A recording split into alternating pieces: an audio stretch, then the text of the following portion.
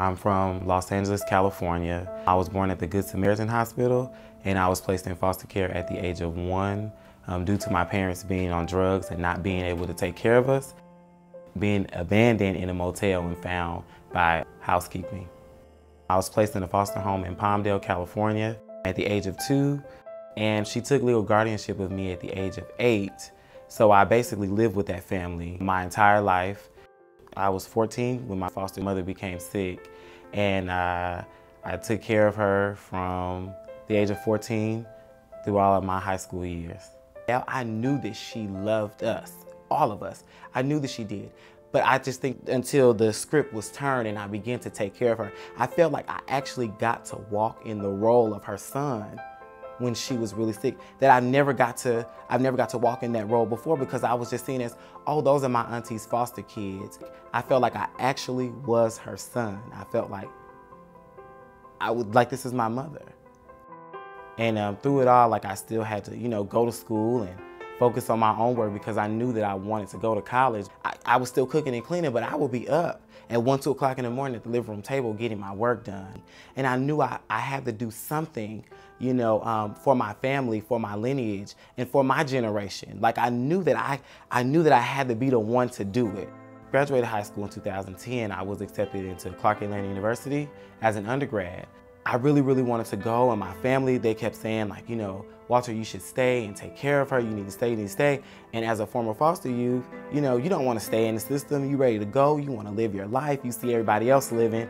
And I was like, no, I'm leaving to Atlanta. And I remember, packing my bags and, getting ready to go and, leave and go. And I went to the hospital, getting ready to say goodbye and do all that stuff. And I could just remember the look on her face was like, I need you.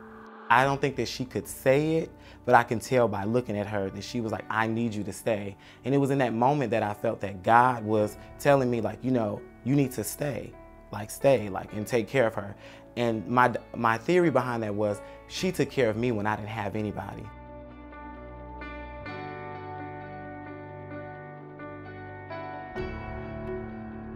And I said, school is all I have, because my mother's gone at this point. School is all I have, so I have to keep going. I have to keep fighting. I say this all the time. I say, it doesn't matter where you come from.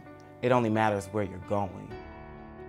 You may take 2 steps forward only to take 5 steps back, but you have to know within those steps going back that you're still gonna move forward.